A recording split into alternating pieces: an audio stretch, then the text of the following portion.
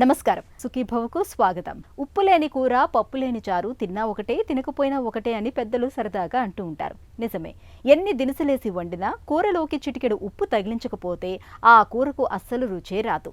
ముద్ద కూడా గొంతు దిగనని మొరాయిస్తుంది.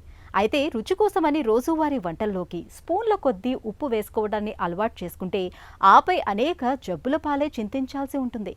మన ఆహారంలో ఉప్పు ఉండాల్సిన దానికంటే చాలా ఎక్కువగా ఉంటుందని, మనం ఉప్పును ఎక్కువగా తినేస్తున్నామని సాక్షాత్తు ప్రపంచ ఆరోగ్య సంస్థతో పాటు మన జాతీయ పోషకాహార సంస్థ కూడా ఆందోళన వ్యక్తం చేస్తోంది. ఈ నేపథ్యంలో ఉప్పును ఎక్కువగా తింటే ఏమవుతుందో, ఉప్పు వాడకంలో మనకు ఎలాంటి నిగ్రహం అవసరమో ఇప్పుడు తెలుసుకుందాం.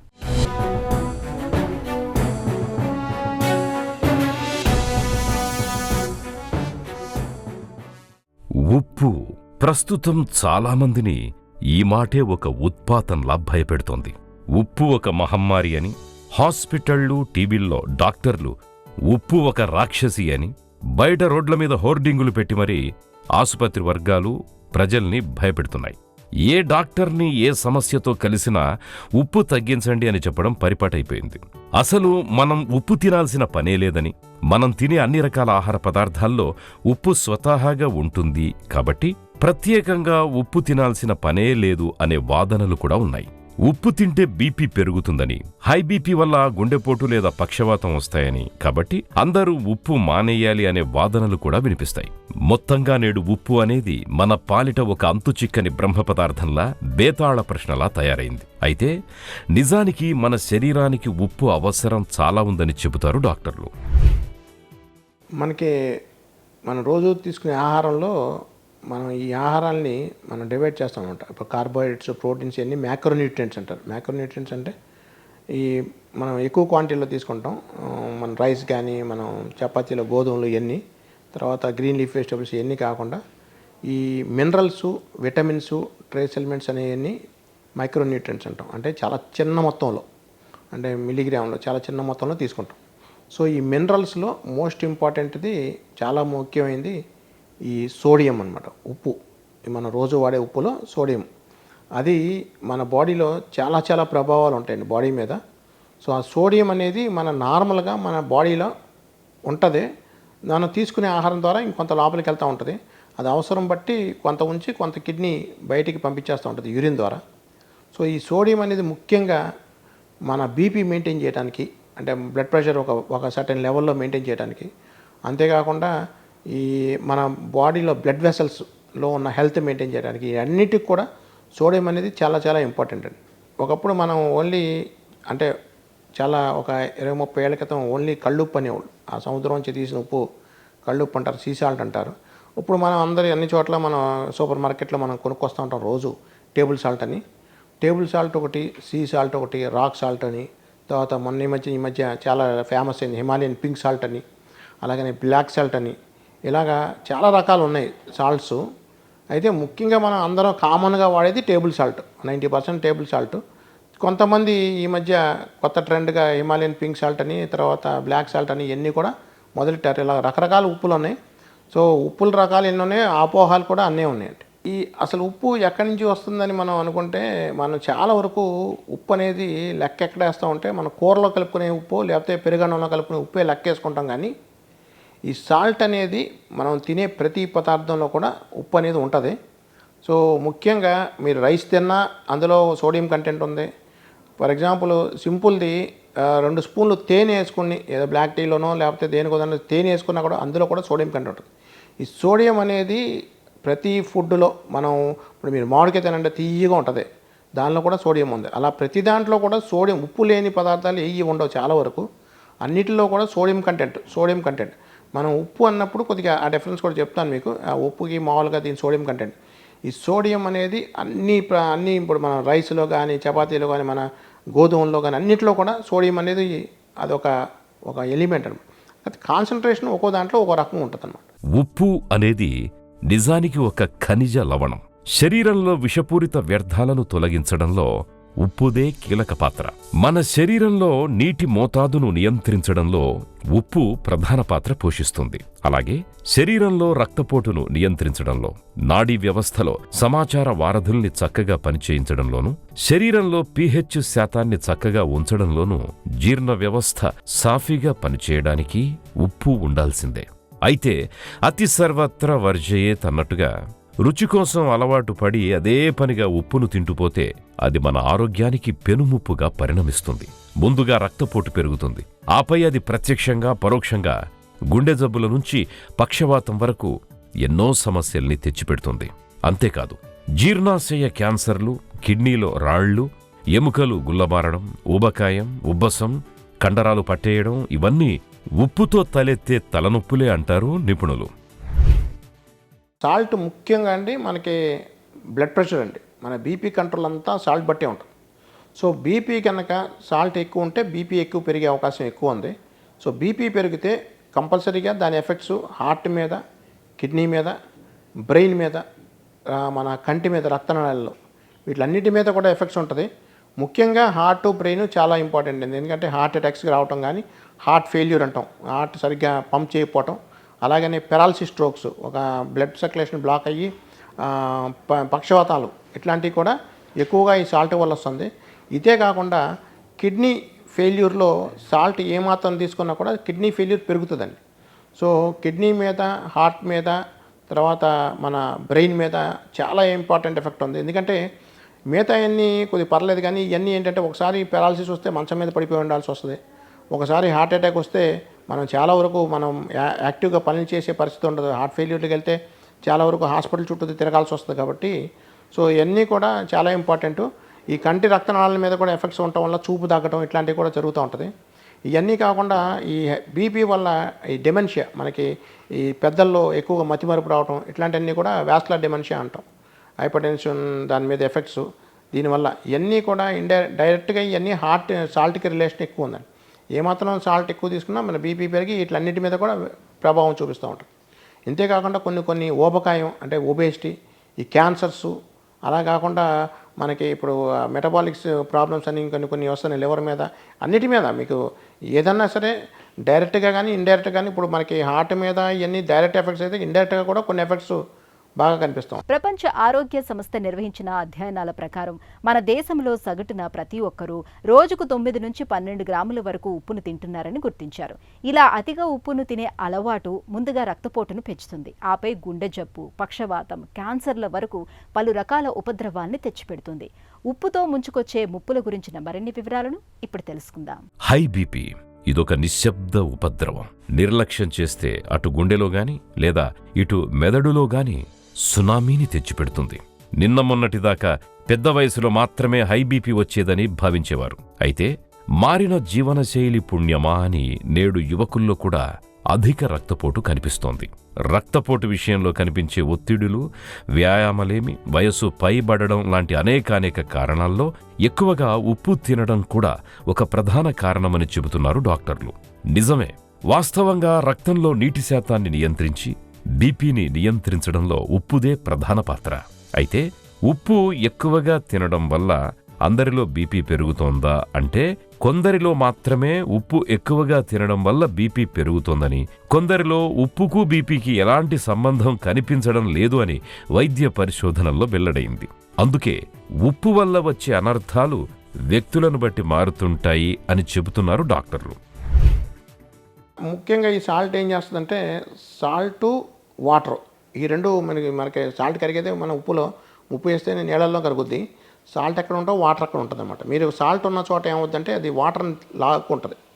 సో మనకి 5 లీటర్ల బ్లడ్ ఉండాలనుకోండి, మీకు ఏమొస్తుందంటే బాడీలో ఉన్న వాటర్ని అంతా బ్లడ్ వెసల్స్లో లాగుద్ది. బ్లడ్ వెసల్లో లాగినప్పుడు ఈ సాల్ట్ ఎంత ఉంటే దానికి ప్రపోర్షనేట్గా వాటర్ కూడా బ్లడ్ వెసల్స్ రావడం వల్ల మామూలుగా మన హార్ట్కి ఒక కెపాసిటీ ఉంటుంది, పంపింగ్ కెపాసిటీ. 5 లీటర్లు పంప్ చేయాలనుకోండి, ఇప్పుడు మీకు 6 లీటర్లు అయిపోయింది బ్లడ్. సో అలాంటప్పుడు వాల్యూమ్ పెరిగినప్పుడు ఏమవుతుందంటే హార్ట్ పంపింగ్ యాక్షన్ పెరుగుద్ది అనమాట. అలా ఎక్కువ పంపింగ్ యాక్షన్ ఉంటే మామూలు దానికన్నా ఎక్కువ జరుగుతూ ఉంటే హార్ట్ సబ్సిక్వెంట్గా హార్ట్ ఫెయిల్యూర్ వెళ్తుంది. అంతేకాకుండా ఈ ఎక్కువ ప్రెషర్ ఉండటం వల్ల, అంటే వాల్యూమ్ పెరగటం వల్ల, బ్లడ్ వెసల్లో వాల్యూమ్ అంటే ఎక్కువ ఉండాల్సిన దానికన్నా ఎక్కువ పెరగటం వల్ల ఆ బీపీని కూడా ఆటోమేటిక్గా ఆ వెసల్ వాల్ మీద ఎక్కువ బ్లడ్ ప్రెషర్ అంటే ఉన్న బ్లడ్ వెసల్ ఏదైతే ఉంటుందో రక్తనాళం దాని మీద ఎక్కువ ప్రెషర్ పట్టడం, ఎక్కువ వాటర్ వెళ్ళటం ఉన్నప్పుడు మీకు నీరు సన్న సందులోంచి వెళ్ళటంలో బాగా ఎక్కువ నీరు వెళ్ళటంలో ఆ ప్రెషర్ పెరుగుద్ది అనమాట. అలా పెరగటం వల్ల దాని ఇండైరెక్ట్గా మనకి ఆ బ్లడ్ వెసల్స్ మీద ఎఫెక్ట్స్ చూపిస్తూ ఉంటుంది. అంతేకాకుండా లాస్ట్లో బ్లడ్ వెసల్లో ఒక పొర ఉంటుంది, ఏదైతే కవరింగ్ ఉంటుంది, ఎండోథీలియం అంటాం అన్నమాట. దీని మీద కూడా కొన్ని డ్యామేజెస్ చేయడం వల్ల ఇప్పుడు హార్ట్ అటాక్స్ కానీ పెరాలసిస్ స్ట్రోక్స్ కానీ ఎక్కువ వస్తూ ఉంటాయి. సో ముఖ్యంగా ఏంటంటే ఎండోథీలియల్ డ్యామేజే కాకుండా ప్రెషర్ కాకుండా హార్ట్ మీద బర్డెన్, ఎక్కువ నీరు తయారు చేయడం. సో ఎక్కడైతే ఉప్పు ఎక్కువ ఉంటుందో అక్కడ వాటర్ ఆటోమేటిక్గా రావటం వల్ల ఇవన్నీ జరుగుతున్నాయి. ఉప్పు లేని జీవితాన్ని ఊహించుకోగలమా అంటే కష్టమనే చెప్పాలి. అంతలా ఉప్పు మన జీవితాలతో పెనవేసుకుపోయింది. ఉప్పు లేని జీవితం చప్పిడి జీవితం అనేవారు కూడా లేకపోలేదు. ఏ వంటకం రుచికరంగా రావాలన్నా ఉప్పు తప్పనిసరి. ఇక వడియాలు, పచ్చళ్ళైతే అంతా ఉప్పుమయమే. కొంతమందికి వంటకాల్లో ఎంత ఉప్పు వేసినా పైనుంచి అదనంగా ఇంకొంత ఉప్పు జత చేయనిదే ముద్ద గొంతులోకి దిగదు. గడ్డ పెరుగైనా సరే చిటికెడు ఉప్పు పడితేనే రుచి. అలాగే ఉప్పు తింటే సమస్యలొస్తాయని ఒకవైపు, ఉప్పు తినకపోతే ఇంకొన్ని రకాల సమస్యలొస్తాయని మరొక వైపు, ఇలా రెండు వాదనలు ఉన్నాయి. అసలు మనం రోజు ఎంత ఉప్పు తినాలి అనేది ఇప్పటికీ మనలో చాలామందికి $1 మిలియన్ ప్రశ్నగానే మిగిలింది. ఉప్పు మనం WHO ప్రపంచ ఆరోగ్య సంస్థ మనం ప్రామాణికంగా తీసుకుంటే 5 గ్రాములు ఉప్పు అండి. సోడియం అంటే కామన్ సాల్ట్, అంటే మనం టేబుల్ సాల్ట్ ఏదైతే మనం కూరల్లో అట్లా వేస్తామో అది 5 గ్రాములు రోజుకి. ఒక సగటున ఒక మనిషికి 5 గ్రాముల కన్నా ఎక్కువ తినకూడదు. ఈ ఉప్పు అనగానే మనం ఆ టేబుల్ సాల్ట్కి సోడియంకి తేడా ఉందండి. Sodium content of the table సాల్ట్లో సోడియంతో పాటు క్లోరైడ్ అనేది కూడా ఉంటుంది. అంటే సోడియం క్లోరైడ్, మన టేబుల్ సాల్ట్ తీసుకుంటే సోడియం క్లోరైడ్, అందులో ఉన్న పదార్థాలు ఏంటంటే సోడియం క్లోరైడ్. సోడియం అనేది 40%, 60% క్లోరైడ్ ఉంటుంది. కాబట్టి ఉప్పు మనం లెక్క వేసేటప్పుడు టేబుల్ సాల్ట్ లెక్క వేరు, సోడియం లెక్క వేరు. టేబుల్ సాల్ట్లో 5 గ్రాములు అంటే సోడియం కింద తీసుకుంటే 200 మిల్లీగ్రాములు, 2000 మిల్లీగ్రాములు అంటే 2 గ్రామ్స్ అవుతుందంట. 5లో 2 గ్రామ్సే సోడియం ఉంటుంది. సో మనం తీసుకోవాల్సింది సోడియం లెక్క తీసుకోవాలి.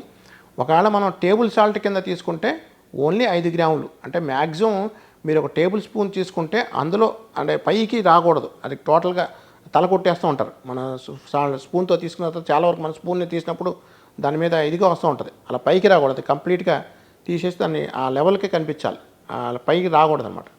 అలా ఒక స్పూనే కంప్లీట్గా. అది మీరు అంటే పొద్దున, మధ్యాహ్నం, సాయంత్రం మీరు ఎప్పుడైనా వాడండి, దీని ప్రకారం వెళ్ళాలి. 5 గ్రాములే ఉండాలి. సో సోడియం కంటెంట్ చూసుకుంటే 2000 మిల్లీగ్రాములే ఉండాలి. ఈ సాల్ట్ ఉపయోగం చూసుకుంటే ప్రపంచవ్యాప్తంగా ఇండియాలో ఎక్కువ ఉంది. మన దేశవ్యాప్తంగా చూసుకుంటే మనకి రికమెండెడ్ నేను చెప్పినట్టు 5 గ్రాముల టేబుల్ సాల్ట్ కానీ 2 గ్రాముల సోడియం కానీ అయితే మన ఆంధ్రప్రదేశ్లో 10 మిల్లీగ్రాములు సుమారు వెళ్తుంది యావరేజ్గా. ఆల్ ఓవర్ ఇండియా చూసుకుంటే 10 నుంచి సుమారు 20 వరకు. అంటే అయితే కాశ్మీర్లో హైయెస్ట్ సాల్ట్ కన్జంప్షన్ కనిపిస్తూ ఉంది. సో ఆంధ్రప్రదేశ్లో కూడా సుమారు 10-11 గ్రాముల సాల్ట్ తీసుకున్నారు యావరేజ్గా ప్రతి పర్సన్. అంటే మనకి ముఖ్యంగా ఈ సాల్ట్ మన కూరల్లో కలిపేదే కాకుండా మనం కొన్ని వీటిలో కూడా ఎక్కువ తీసుకుంటూ ఉంటాం, పచ్చళ్ళు వాటిలో కూడా ఎక్కువ తీసుకుంటూ ఉంటాం. కాబట్టి ఎక్కువ మన ఆవకాయ లేనిదే ముద్దదే కదా కాబట్టి చాలామందికి.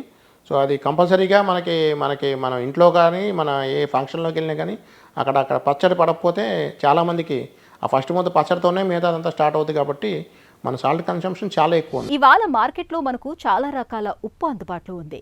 సాధారణ ఉప్పు మొదలుకొని అయోడైజ్డ్, పింక్, క్రోషర్, బ్లాక్ సాల్ట్ ఇలా పలు రకాల ఉప్పు దొరుకుతుంది. మరి వీటిలో ఏది మంచిది, ఎవరు ఎలాంటి ఉప్పు వాడుకోవాలి, ఆసక్తికరమైన ఈ విషయాల గురించి ఇప్పుడు తెలుసుకుందాం. మీ పేస్టులో ఉప్పుందా అనే ప్రకటన మనకు పరిచయమే. ఒకప్పుడు ఉప్పుతో పళ్ళు తోముకుంటే పేస్ట్ వాడమని సలహా ఇచ్చిన వారే నేడు మీ పేస్టులో ఉప్పుందా అని పాతపాటే మళ్లీ ఎత్తుకుంటున్నారు. ఇదొక విడ్డూరం. మన శరీరానికి ఉప్పు అవసరం ఉంది, అందులో ఏమాత్రం సందేహం లేదు. నిజానికి మన ముందు తరాల్లో ఉప్పు వల్ల పెద్దగా ఆరోగ్య సమస్యలొచ్చిన దాఖలాలు కనిపించవు. అయితే వచ్చిన చిక్కల్లా ఇటీవలి దశాబ్దాల్లో ఉప్పు తయారీ ప్రక్రియే పూర్తిగా మారిపోయింది. ఉప్పు మరీ తెలుపు రంగులో కనిపించడానికి, బాగా పొడిగా ఉండడానికి గాను ఉప్పును మరీ ఎక్కువ ఉష్ణోగ్రతల వద్ద వేడి చేయడం కారణంగా ఉప్పు స్వరూపం పూర్తిగా మారిపోయిందని, మినరల్స్, పోషకాలన్నీ ఆవిరైపోయి కేవలం తెల్లని సోడియం మాత్రమే ఉప్పు రూపంలో లభిస్తోందని శాస్త్రవేత్తలు చెబుతున్నారు. ఈ నేపథ్యంలో అయోడైజ్డ్ ఉప్పు తినాలా, లేక రాతి ఉప్పు తినాలా, లేదా మామూలుగా ఏ ఉప్పు తిన్నా పర్వాలేదా అనే ప్రశ్నలు కూడా చాలా మందిని వేధిస్తున్నాయి. ఇక నేడు ఉప్పులో పింక్ సాల్ట్ అని, Celtic, black, kosher, low sodium, sea salt ఇలా అనేక రకాలు అందుబాటులోకి వచ్చాయి. అసలు వీటిలో ఏది మంచిది, ఏది వాడుకోవడం మేలు? అంటే మనకిప్పుడు ఒకటి ఉందండి, మనం ఇదివరకు కళ్ళుప్పు అని ఇంటికి ఇళ్ళ దగ్గర అమ్ముతూ ఉంటారు. ఇప్పుడంతా మనం అంతా సూపర్ మార్కెట్లోంచి ఓన్లీ ఆ ప్యాకెట్లు తెచ్చుకోవడం అనేది. ఒకప్పుడు అంతా ఈ లేనప్పుడు ఓన్లీ ఇంటి దగ్గర బళ్ళ మీద కళ్ళుప్పు అని గట్టి పెద్దది ఉంటుంది, అది సైజ్ ఆఫ్ ద పార్టికల్, అవి అమ్ముతూ ఉండేవాడు. అది సాల్ట్లోంచి మనం సీ వాటర్ తీసి దానిలోంచి ఎండబెట్టి ప్రిపేర్ చేసేది. సో దీనికి దానికి ఏంటి తేడా అంటే, దీన్ని పార్టికల్ సైజ్ని బాగా చిన్నది చేసి అందులో మనం సోడియం అని చెప్పాను కదా, సోడియము, క్లోరైడు ఇలా వీటితో పాటు ఇంకొన్ని ట్రేస్ ఎలిమెంట్స్ ఉంటాయి. మెగ్నీషియము, కాల్షియము, జింకు, తర్వాత మ్యాంగనీసు, ఇట్లా చిన్న చిన్న ట్రేస్ ఎలిమెంట్స్ ఉంటాయి. వీటిలన్నింటినీ ప్యూర్ చేసి మొత్తం అవన్నీ లేకుండా ఓన్లీ సోడియమే పెట్టి ఆ క్లోరైడ్ ఇవన్నీ కూడా తీసేస్తారన్నమాట. సో ఇవన్నీ తీసేసి ఆ ఐరన్ కూడా ఉంటుంది, జింక్ ఉంటుంది, ఇట్లాంటివన్నీ కూడా తీసేసి దాని ప్యూర్గా ఉన్నదాన్ని మనం ఈ సాల్ట్ అంటాం, ఏది కామన్గా మనం వాడే టేబుల్ సాల్ట్. ఇప్పుడు మీరు కళ్ళుప్పు అంటాం, పెద్ద పెద్ద పులుకులు ఉంటాయి, అది వేసుకునే దాంట్లో ఏంటంటే ఈ మన సోడియంతో పాటు వేరే లవణాలు కూడా, వేరే minerals, for example magnesium, zinc, iron, calcium ఇవన్నీ కూడా ఉంటాయి. సో దీనివల్ల మనకి ఆ రిఫైనింగ్. రెండోది దీంతోపాటు యాంటీ కేకింగ్ అంటాం, అదొక కెమికల్ లాంటిది యాడ్ చేస్తారు. ఎందుకంటే మీరు చూడండి, ఎన్నాళ్ళైనా గడ్డ కట్టదు. మీరు మామూలు ఉప్పు పెట్టేస్తే అది గడ్డ కట్టిపోతుంది, ఈ పెడితే అలా గడ్డ కట్టకుండా ఎప్పుడు చూసినా కూడా అది బాగా మీరు ఇట్లా పోస్తే ఇమ్మీడియట్గా ఉప్పు బయటకు వచ్చేటట్టు ఉండటానికి యాంటీ కేకింగ్ ఎఫెక్ట్ అంటాం. So anti caking effect add చేసి ఉన్న మినరల్స్ అన్నీ తీసేస్తామని అది రిఫైన్డ్ సాల్ట్ అంటాం. అన్రిఫైన్డ్ అంటే ఇవన్నీ లేకుండా ఉండేది అన్రిఫైన్డ్. బట్ ఓవరాల్గా అదైనా కూడా ఇదైనా కూడా మనకి ఏమిటంటే సోడియం కంటెంట్ సేమ్, అంతేగాని అది తీసుకోవడం వల్ల మంచిది, ఇది తీసుకోవడం మంచిది కాదు అనేది ఏం లేదు. Sodium content different. అందులో ఇప్పుడు మనం లెక్కేస్తున్నప్పుడు సోడియం కంటెంట్ లెక్కేసుకోవాలి, సాల్ట్ కంటెంట్ కాదు. టేబుల్ సాల్ట్ అంటే మనం వాడకంలో ఉన్న ఉప్పు, దానిలో ఉన్న సోడియమే మనకి బాడీలోకి వెళ్ళేది, కానీ మన బాడీ మీద మన ఆరోగ్యం మీద ఎఫెక్ట్ చూపించేదంతా దానిలో ఉన్న సోడియం కంటెంట్. సో 5 గ్రాములు మనం తీసుకోవాలి, ఏది టేబుల్ సాల్ట్. అందులో సోడియం కంటెంట్ అనేది 2 గ్రాములు మాత్రమే, అంటే 2000 మిల్లీగ్రాములు మాత్రమే సోడియం. సో అంటే మనం రోజుకి సాల్ట్, కామన్ సాల్ట్ లెక్కలో వేస్తే 5 గ్రాములు, అదే సోడియం లెక్కలో వేసుకుంటే 2 గ్రాములే. ఈ మధ్య ఒక ట్రెండ్గా ఉంది హిమాలయన్ సాల్ట్, పింక్ సాల్ట్ అని చాలా వరకు ఈ మధ్య అడ్వర్టైజ్మెంట్లో కూడా చూస్తున్నాం. సో ఓవరాల్గా నేను చెప్పినట్టు black salt, Himalayan salt, common salt, లేకపోతే సీ సాల్ట్, తర్వాత రాక్ సాల్ట్, ఇట్లా సాల్ట్స్ డిఫరెంట్ ఉన్నాయి. ఈ సాల్ట్స్ అన్నిటిలో కూడా సోడియం కంటెంట్ పెద్ద వేరీ అవుతుంది. అంటే 2000 నుంచి, అంటే ఫర్ ఎగ్జాంపుల్ మనం 5 గ్రాములు తీసుకుంటే, ఈ అన్ని సాల్ట్లో 5 గ్రాములు తీసుకుంటే, ఈ మన 2000 ఉందనుకోండి, ఒకటి 2300, ఒకటి 1800, ఒకటి 1900, అలాగే కొద్దిగా తేడా ఉంది. కానీ యాజ్ సచ్ అంత బెనిఫిట్ ఎక్కువ లేదు. అంటే మామూలు సోడియం మీద కొద్దిగా తగ్గొచ్చు దాని ఎఫెక్ట్, అంతేగాని దానికి నేను ఇంకా డబ్బులు ఎక్కువ పెట్టేసి కొనుక్కుని దాంతో తింటే ఇంకేం రావు అనుకోవడం కాదు. సో ప్రతి దాంట్లో సోడియం కంటెంట్ అనేది మోర్ ఇంపార్టెంట్. మనం సాల్ట్ ఏది వాడతాం అనేది కదా, అందులో ఉన్న సోడియం కంటెంట్. సో ఓవరాల్గా చూసుకుంటే కొన్నిట్లో సోడియం కంటెంట్ కొంత తక్కువ ఉంది, అంతేగాని అది ఎంత తక్కువ అంటే మరీ అది 1000 ఉంటే ఇది 100 లేదు. 1000 ఉంటే ఒక 800, 900 అక్కడే ఉంది. దరిదాపులో ఇవన్నీ కూడా సుమారుగా ఒకటే రేంజ్ ఉంటాయి. అంటే సుమారు 2000 నుంచి మేబీ ఒక 1700, 1600 ఆ రేంజ్లోనే ఉన్నాయి. కానీ కంప్లీట్గా దానికి మనం ఎక్స్ట్రా ఖర్చు పెట్టుకుని దానివల్ల చాలా బెనిఫిట్ ఉంటుంది అనుకునే అంత అయితే లేదండి. ఉప్పు రుచి అనేది మనం అలవాటు చేసుకుంటే వచ్చేది. ఇంతే ఉప్పు తినాలి, అంత తింటేనే రుచి అనేం లేదు.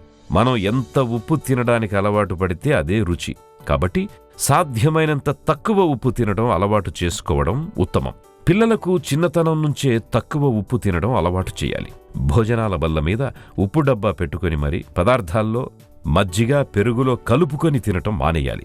ఊరగాయలు, పచ్చళ్ళు, ఉప్పులో నానబెట్టి ఎండబెట్టే పదార్థాలు, మజ్జిగ, మిరపకాయలు వంటివి బాగా తగ్గించాలి. అయోడిన్ కలిపిన ఉప్పును వాడడం మరీ మంచిది. ముఖ్యంగా తాజా కూరగాయలు, పండ్లు ఎక్కువగా తినాలి. ప్యాకెట్లలో లభ్యమయ్యే పదార్థాల్లో ఉప్పు చాలా ఉంటుంది, వీటిని బాగా తగ్గించేయాలి. రుచి కోసం ఉప్పు మీద ఆధారపడకుండా వీలైనప్పుడల్లా వెల్లుల్లి, అల్లం, నిమ్మరసం, వెనిగర్, మిర్చి వంటివి కలుపుకోవచ్చు. అసలు కూరగాయలు, పండ్లు, ధాన్యాలు, పప్పుల వంటి సహజమైన పదార్థాల్లో కూడా కొంతమేరకు సోడియం ఉంటుంది. ఈ రూపంగా మనం రోజు దాదాపు 300 నుంచి 400 గ్రాముల వరకు ఉప్పు తింటామని ఒక అంచనా. కాబట్టి దీనిని దృష్టిలో ఉంచుకోవడం చాలా అవసరం. కూరల్లో తగినంత ఉప్పు లేకపోతే తినలేం. ఉప్పు కాస్త తక్కువైనా ఆ వంటకం రుచిగా ఉండదు. అలా అని రుచి కోసం ఉప్పును అతిగా వాడితే అది హై బీపీ మొదలుకొని గుండె జబ్బు, పక్షవాతం, క్యాన్సర్ల వరకు ఎన్నో రకాల సమస్యల్ని తెచ్చిపెడుతుందని గుర్తుంచుకోవాలి. అందుకే ఉప్పును తగు మాత్రంగా తీసుకుంటూ ఆరోగ్యాన్ని కాపాడుకోవాలి. రోజుకి 5 లేదా 6 గ్రాములకు మించి ఉప్పును తినకూడదు. అంతకు మించి ఉప్పును తీసుకోవటం అంటే మన ఆరోగ్యాన్ని చేజేతులా ప్రమాదంలోకి నెడుతున్నట్లే లెక్క.